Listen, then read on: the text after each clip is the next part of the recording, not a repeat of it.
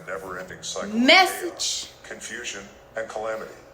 The world feels dark, and we're ready for the light to come in and brighten away all of the darkness away.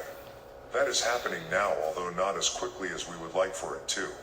Although we know chaos is a byproduct of disintegration and confusion is part of the 4D bridge transcension, it isn't helpful when you have been standing on the 5D side of 4D waiting for the bridge to be rolled up so we can get on with the rest of our ascension journey.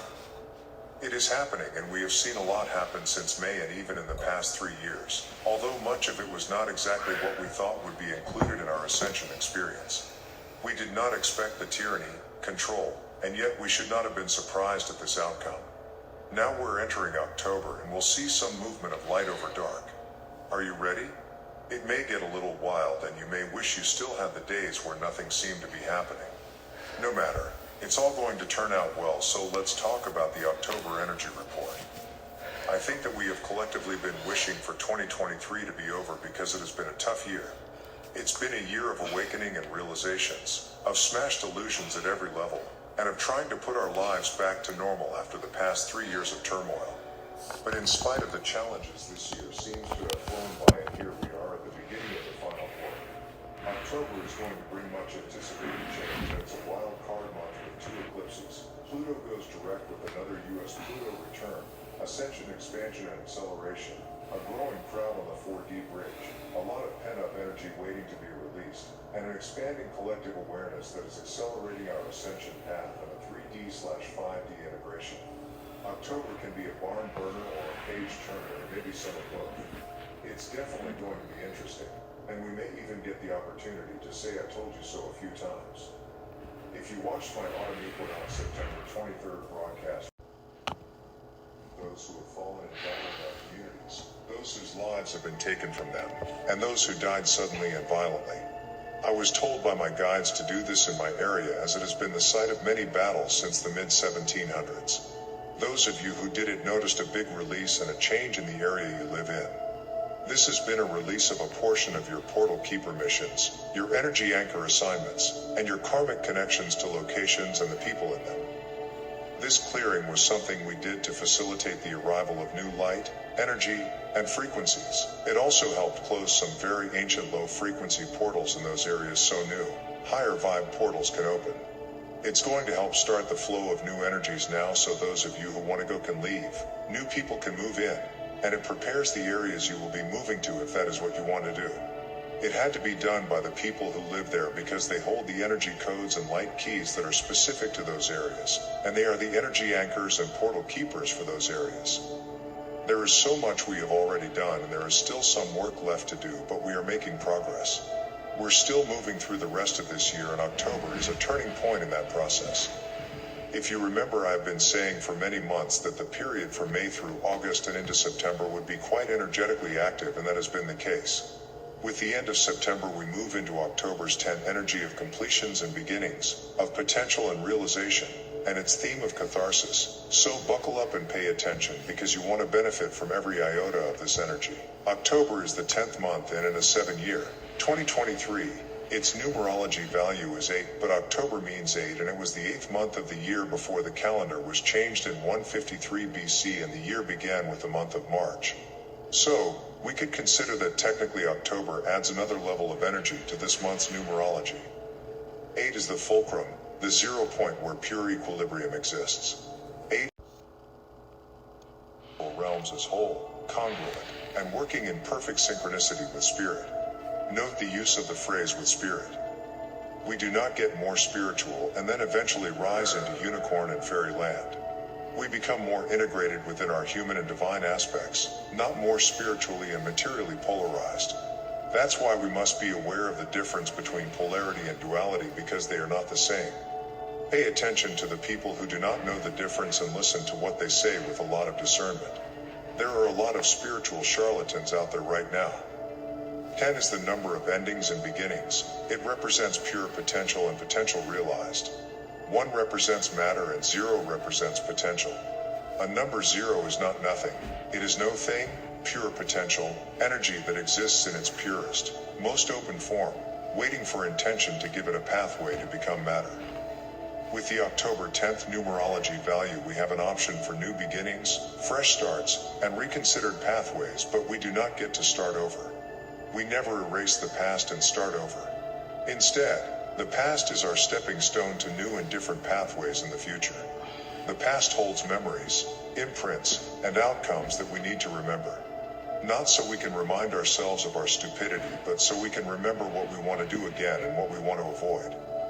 What would life be like without the memory of the past? Imagine having to learn to drive every time you got into a car because you had no memory of what to do. October also features a large number of retrograde planets, which we have had since early September, that are going to play a part in ensuring that we stay fully grounded in the present and move forward, while we are also aware of, considering, and using all of the tools and resources from the past.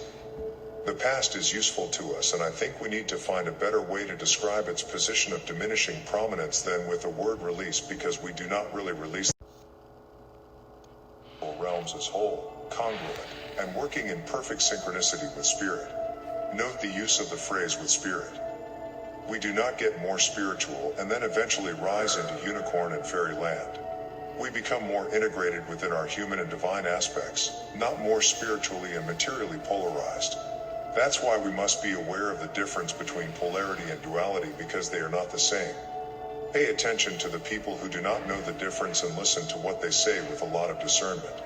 There are a lot of spiritual charlatans out there right now. 10 is the number of endings and beginnings. It represents pure potential and potential realized. 1 represents matter and 0 represents potential. A number 0 is not nothing. It is no thing, pure potential, energy that exists in its purest, most open form, waiting for intention to give it a pathway to become matter. With the October 10th numerology value, we have an option for new beginnings, fresh starts, and reconsidered pathways, but we do not get to start over. We never erase the past and start over. Instead, the past is our stepping stone to new and different pathways in the future. The past holds memories, imprints, and outcomes that we need to remember. Not so we can remind ourselves of our stupidity, but so we can remember what we want to do again and what we want to avoid. What would life be like without the memory of the past? Imagine having to learn to drive every time you got into a car because you had no memory of what to do. October also features a large number of retrograde planets, which we have had since early September, that are going to play a part in ensuring that we stay fully grounded in the present and move forward, while we are also aware of, considering, and using all of the tools and resources from the past. The past is useful to us, and I think we need to find a better way to describe its position of diminishing prominence than with the word release, because we do not really release.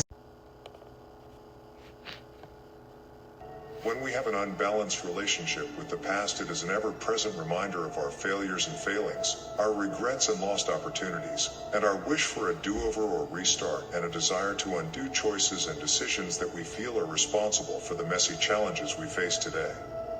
We should use the word retire to describe what we do to move the past to another area of our awareness.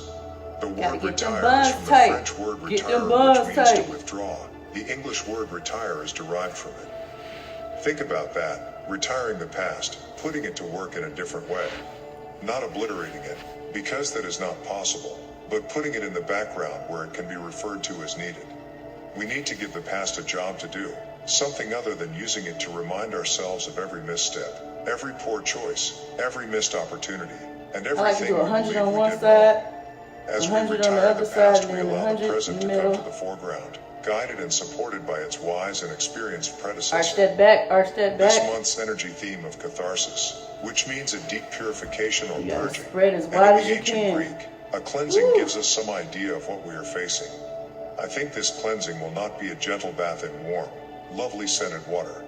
I am thinking more of the kind of purge that happens with food poisoning, syrup of ipecac, or a very bad case of 24-hour stomach flu.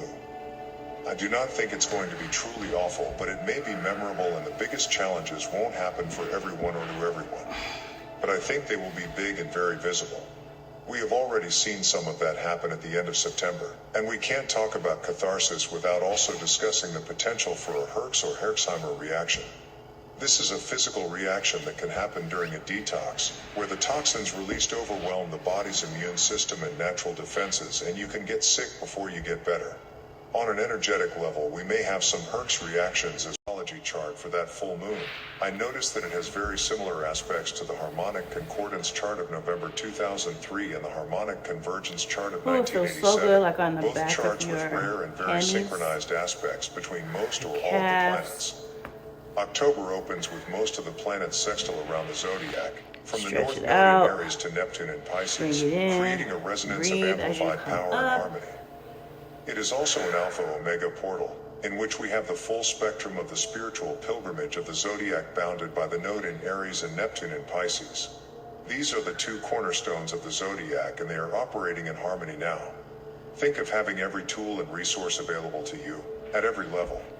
The material tools you need for your 3D life and the spiritual tools you need for your 5D life, and an opportunity to bring them together now. On October 14th, we have a new moon solar eclipse in Libra, which is powerful in its own right, but it is also the opening act for the April 8th, 2024 total solar eclipse, which crosses all of the North American continent.